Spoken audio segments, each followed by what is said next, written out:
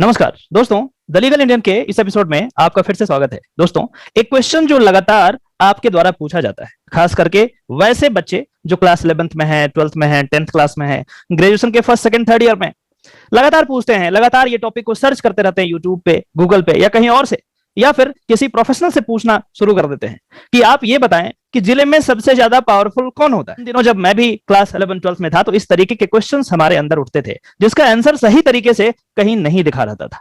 आज मैं आपको एक बहुत ही अच्छे तरीके से प्रेजेंटेशन के साथ मैं आपको बताऊंगा कि आपके जिले में सबसे ज्यादा पावरफुल कौन होता है, और मैं दावे के साथ कहता हूं कि ये वीडियो देखने के बाद आपको सब कुछ सही सही पता लग जाएगा कि आखिर कौन एक्चुअल में ज्यादा पावरफुल है, किस तरीके से आपके जिले में काम होता है। चलिए दोस्तों, मैंने आपके लिए एक पूरा का पूरा प्रेजेंटेशन यहाँ पे प्रिपेयर किया है और यहाँ पे हम बेसिकली यह देखने वाले हैं कि डीएम, एसपी और एसएसपी जो कि एग्जीक्यूटिव ऑफिसर होते हैं डिस्ट्रिक्ट के, और दूसरी ओर जो न्यायिक ऑफिसर होते हैं, जो जुडिशियल ऑफिसर होते हैं, चाहे वो जुडिशियल मजिस्ट्रेट जीएम हो, सीजीएम चीफ जुडिशियल मजिस्ट्रेट हो, एडीजे हो या फिर डिस्ट्रिक्ट एंड सेशन जज हो, उनके बारे में हम मोटा मोटी जानकारी लेंगे कि डिस्ट्रिक्ट में किस तरीके से काम होता है और कौन ज्यादा पावरफुल होता है। मैंने कुछ पॉइंट्स बना रखे हैं, एक एक करके हम इन तमाम पॉइंट्स को समझने का प्रयास करेंगे। सबसे पहला पॉइंट है कि जो डीएम, एसपी या एसएसपी होते हैं वो क्या होते हैं? एग्जीक्यूटिव ऑफिसर होते हैं। एग्जीक्यूटिव ऑफिसर होते हैं, जबकि जो जेएम, सीजेएम, एडीजे एटसेट्रा ये जो हैं ये जुडिशियल ऑफिसर होते हैं। मतलब एग्जीक्यूटिव काम करना इनका काम है, जबकि जुडिशियल काम करना इनका काम है। इसमें कोई कंफ्यूजन नहीं होना चाहिए। अब इसी में आगे यदि देखें तो एग्जीक्यूटिव ऑफिसर कौन बन सकता है? आईएएस, आईपीएस कौन बन सकता है? ऑब्वियस सी बात है, इसमें कोई भी ग्रेजुएट जो कि 12th क्लास के बाद 3 साल का ग्रेजुएशन करा है या फिर कोई प्रोफेशनल कोर्स किया है, वो चाहे तो इसका एग्जामिनेशन दे सकता है और उसके बाद इनकी नियुक्ति यहां पे की जा सकती है। उसी तरीके से यदि हम जुडिशियल ऑफिसर की बात करें तो यह बहुत जरूरी है, कंपलसरी है कि ओनली प्रोफेशनल लॉ ग्रेजुएट, ये जरूरी है कि आपके पास लॉ की डिग्री होनी चाहिए, लॉ की पढ़ाई करें हो, कानून की पढ़ाई करें हो। तो यहां पे बात क्लियर हो गया कि सिर्फ नॉर्मल ग्रेजुएशन करने से काम नहीं चलने वाला। यदि आपको जुडिशियल ऑफिसर बनना है तो आपको लॉ का प्रोफेशनल कोर्स करना ही पड़ेगा। चलिए आगे देखते हैं, एग्जीक्यूटिव ऑफिसर करते क्या है।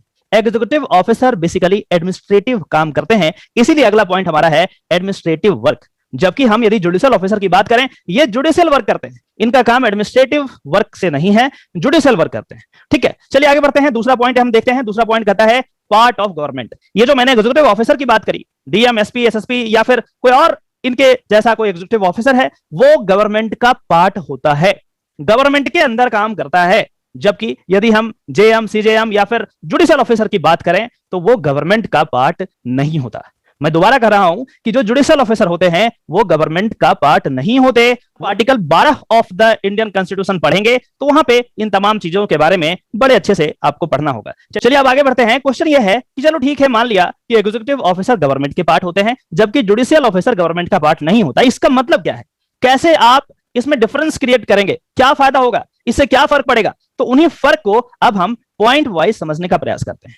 देखिए, ये जो एग्जीक्यूटिव ऑफिसर जो होते हैं वो गवर्नमेंट के अंदर काम करते हैं। Executive officer of the government, state government जहां भी इनका अपॉइंटमेंट करती है वहां उसके ऑफिसर माने जाते हैं। Judicial officer of the high court, ये किसी गवर्नमेंट के अंदर काम नहीं करते, ये उस पार्टिकुलर हाई कोर्ट के अंदर काम करते हैं, उनके डायरेक्शन पे काम करते हैं। हाई कोर्ट ही इनका रिपोर्टिंग अथॉरिटी होता है। जबकि एग्जीक्यूटिव ऑफिसर चाहे आप कितनी भी बड़ी रैंक पे हो जाए, कोई फर्क नहीं पड़ता, आपका रिपोर्टिंग अथॉरिटी गवर्नमेंट ही होता है। पॉलिटिशियंस इन पावर जो है वही होते हैं। चलिए आगे बढ़ते हैं। अगला कहता है work as per the direction of the politician in power. वैसे पॉलिटिशियन जो पावर में हैं, जिनके सत्ता है, उनके इशारे पे काम करना होगा, उनके डायरेक्शन पे ही आपको काम करना पड़ेगा। तो एग्जीक्यूटिव ऑफिसर उनके डायरेक्शन पे ही काम करते हैं। जबकि यदि हम बात करें जुडिशियल ऑफिसर का तो यहां पे कहा गया है work as independently as per the law of the land. जो देश का लॉ है उसके अकॉर्डिंग काम करेंगे और कोई गवर्नमेंट इनको ये नहीं बता सकती कि आपको ऐसे करना है, वैसे करना है। जिस तरीके से आईएएस, आईपीएस को ये बताती है उस तरीके से गवर्नमेंट कोई हस्तक्षेप नहीं कर सकती।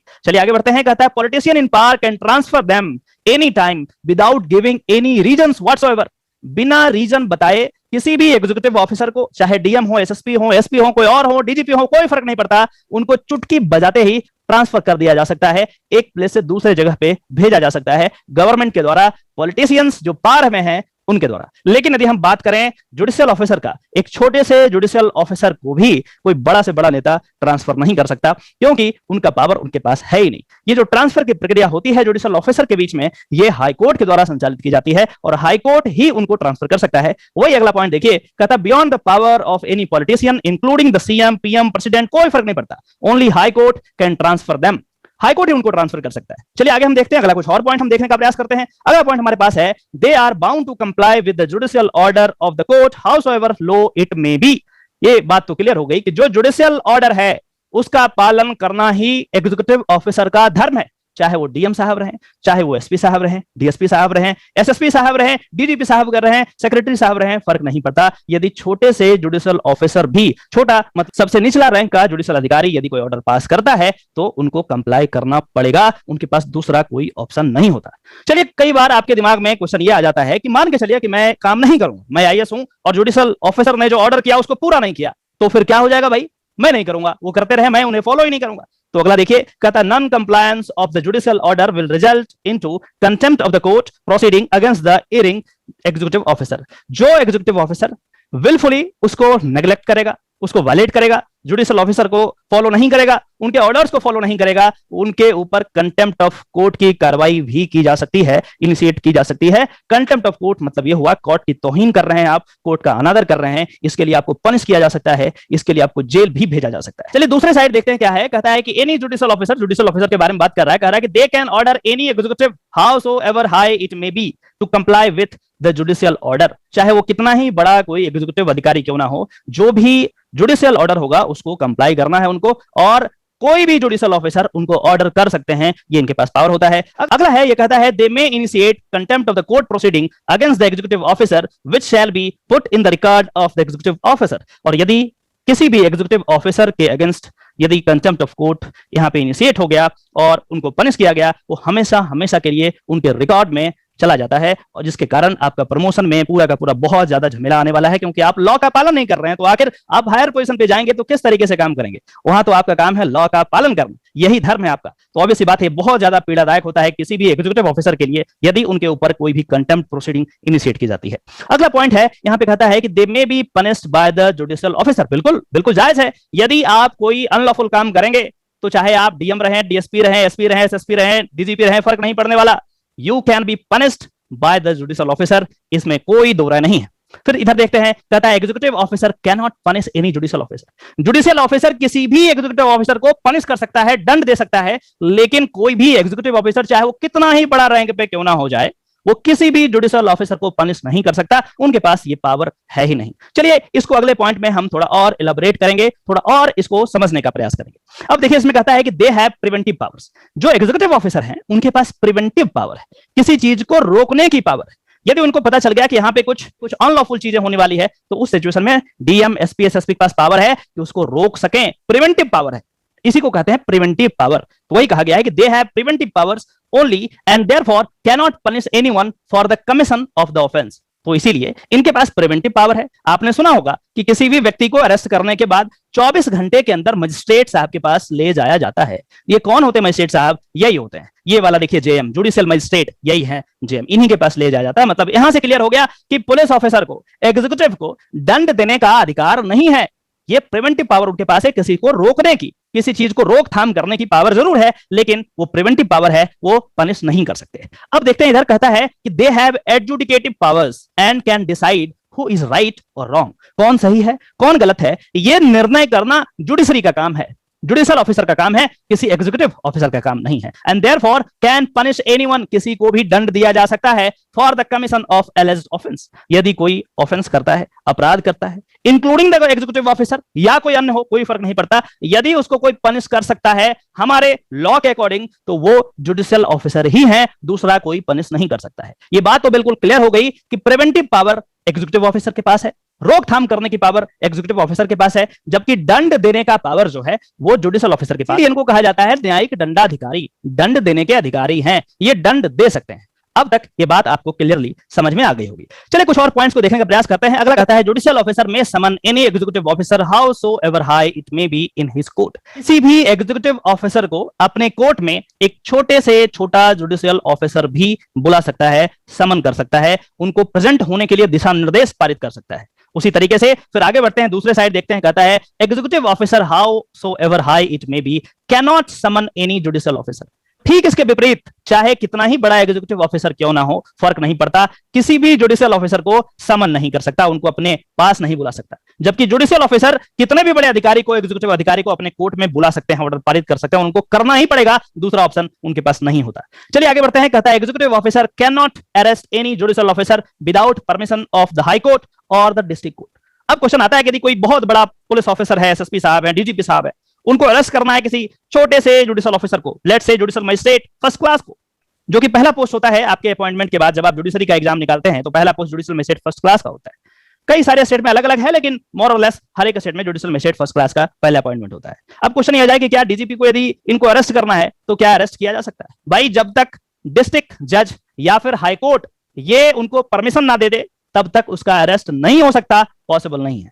तो मतलब यह हुआ कि यदि कोई जुडिशियल ऑफिसर है, उसका अरेस्ट है, यदि कोई गलत काम किया है, हो सकता है गलत काम किया हो, यदि उनको अरेस्ट करना है तो सबसे पहले हाई कोर्ट से परमिशन लेना पड़ेगा, उसके बाद जाकर के उनको अरेस्ट कर सकते हैं। ऐसा नहीं हुआ कि आप गए मर्जी से उनको अरेस्ट करके ले आए, ये नहीं हो सकता। मतलब ये हुआ कि आप डायरेक्ट किसी जुडिशियल ऑफिसर को नहीं अरेस्ट कर सकते जब तक कि आप ऊपर के न्यायालय से परमिशन ना ले लें। चलिए अगला बात करते हैं। अगला जो पॉइंट हमारे पास है वो कहता है कि highest position in executive side is chief secretary. Obvious सी बात है, आप यदि आईएएस बनते हैं तो चीफ सेक्रेटरी तक जाते हैं, आप यदि आईपीएस हैं तो फिर डीजीपी एटसेट्रा आप वहां तक जाते हैं। लेकिन यदि हम highest position of the judicial side की बात करें तो चीफ जस्टिस ऑफ इंडिया, जो कि much much much more powerful होते हैं, बहुत ज्यादा पावरफुल होते हैं, बहुत ज्यादा इनके पास पावर होता है और पूरे देश का जो जुडिशियल सिस्टम है इसके मालिक कहे जाते हैं। कौन सही है, कौन गलत है, गवर्नमेंट क्या सही किया, क्या गलत किया, बहुत सारा निर्णय ये देते हैं। और जो ऊपरी अदालत है उसमें बहुत सारे ऐसे केसेस आते हैं जो अगेंस्ट द गवर्नमेंट होते हैं, गवर्नमेंट को कंप्लाई करना पड़ता है उनके ऑर्डर्स को। तो यहाँ पावर में बहुत ज्यादा पावरफुल होते हैं सीजीआई, वो आपको भी पता है, ये बात बिल्कुल सही है। चलिए आगे बात करते हैं। कहता है SSP DGP has to salute even to the lowest judicial officer as per the court protocol. Court का एक प्रोटोकॉल होता है, जब आप कोर्ट में जाते हैं तो ये कह रहा है कि एसपी रहे, एसएसपी रहे, डीजीपी रहे या कोई और एग्जीक्यूटिव अधिकारी रहे, वहां कोर्ट प्रोटोकॉल के अकॉर्डिंग आपको उस जुडिशियल ऑफिसर को जिसके कोर्ट में आप जा रहे हैं आपको सैल्यूट करना पड़ेगा, आपको वर्दी में ही जाना पड़ेगा। ये चीज का बिल्कुल विशेष ध्यान रखा जाता है। कई ऐसे मामला आए हैं जहां पे एग्जीक्यूटिव ऑफिसर को जज के द्वारा पनिश किया गया है यदि वो कोर्ट के प्रोटोकॉल को फॉलो नहीं करते हैं। चलिए इसके ठीक विपरीत यदि देखें तो कहता है कि judicial officer need not to stand up even president comes to his court. यहाँ पे क्लियर कर दिया गया है कि जब आप जज की कुर्सी पे बैठे हो तो भाई प्रेसिडेंट साहब भी आ जाएं तो आपको खड़ा होने की जरूरत नहीं है, क्योंकि आप इंडिपेंडेंट हैं। आप पे कॉन्स्टिट्यूशन बनाने वालों ने, कॉन्स्टिट्यूशन के निर्माताओं ने बहुत ज्यादा ट्रस्ट किया है और इसलिए यहाँ पे आपका काम है जुडिकेट करना। मैंने एक वीडियो बनाया था जिसमें प्रेसिडेंट साहब खुद ही कोर्ट में चले गए थे किसी जुडिशियल काम से और वहां पे उनके साथ वैसा ही व्यवहार किया गया जैसे कोई अन्य व्यक्ति के साथ जजेस करते हैं। मैंने एक वीडियो भी बनाया था, आप चाहें तो आई बटन में जाकर के इसको चेक कर सकते हैं और हमारे हिस्ट्री के बारे में थोड़ा बहुत जान सकते हैं। तो ये एक क्लियर पिक्चर था। मैं ये नहीं कहूंगा कि कौन पावरफुल है, कौन पावरफुल नहीं है, आप खुद ही इसका मूल्यांकन करें। लेकिन जो पावर्स यहाँ पे दिए गए हैं, चाहे वो क्रिमिनल प्रोसीजर कोड हो या कोई दूसरे लॉ के अकॉर्डिंग, तो वो लॉ को मैं समराइज करके यहाँ पे मैंने आपको बताया है। आशा करता हूं कि वीडियो आपको यह समझने में जरूर मदद किया होगा कि आखिर आपके डिस्ट्रिक्ट में कौन ज्यादा पावरफुल है। हालांकि ये बात भी सही है कि हमारे यहाँ जो डेमोक्रेसी है उसका 3 अलग अलग स्तंभ है, एक एग्जीक्यूटिव, दूसरा जुडिशरी और तीसरा लेजिस्लेचर। हम यहाँ पे एग्जीक्यूटिव और जुडिशरी का एक तुलनात्मक अध्ययन कर रहे हैं और हमें यह बात भी जानना चाहिए और मानना भी चाहिए कि दोनों का एरिया सेपरेट है, दोनों एक दूसरे के काम में दखलंदाजी वैसे नहीं करते। यदि एग्जीक्यूटिव कोई काम कर रहा है जैसे इन्वेस्टिगेशन का काम है तो ये एग्जीक्यूटिव का काम है, इसमें जज या कोर्ट किसी भी तरीके का हस्तक्षेप नहीं करता है। ठीक उसी प्रकार से जो जुडिशियल काम है उसमें एग्जीक्यूटिव किसी भी तरीके का हस्तक्षेप नहीं करता है। तो ये दोनों का अलग अलग बाउंड्री है। लेकिन फिर भी यदि क्वेश्चन आपके दिमाग में आए कि कौन ज्यादा पावरफुल है, किस तरीके से आपके डिस्ट्रिक्ट में काम होता है, किसके ऑर्डर को फॉलो करना बहुत जरूरी है, कौन कंटेम्प्ट इनिशिएट कर सकता है, जब मैं छोटा था तो इन तमाम बातों पे मैं भी बहुत ज्यादा सोचा करता था। अब जब मैं इस प्रोफेशन में हूं और अपने एक्सपीरियंस के आधार पे मैंने सोचा कि एक वीडियो बनाया जाए ताकि वैसे बच्चे जो अपना करियर को लेकर के बहुत सेंसिटिव हैं, वो आगे पावरफुल पोजीशन पे जाना चाहते हैं, शायद उनको ये वीडियो जरूर हेल्प करेगा। तो आशा करता हूं कि मेरे द्वारा दी गई जानकारी से आप संतुष्ट होंगे। यदि यह वीडियो आपको पसंद आया है तो आप इस चैनल को जरूर सब्सक्राइब करें, इस वीडियो को अपने आसपास के लोगों में शेयर करें, जितने भी सोशल मीडिया प्लेटफॉर्म पे हैं वहां पे इसे शेयर करें, और किसी भी तरीके का डाउट यदि आपके मन में हो तो नीचे कमेंट करके आप पूछ सकते हैं। मैं कोशिश करूंगा कि मैं उसे जल्द से जल्द रिप्लाई करूं। चलिए फिर से मिलते हैं किसी और टॉपिक में, तब तक के लिए नमस्कार, जय हिंद।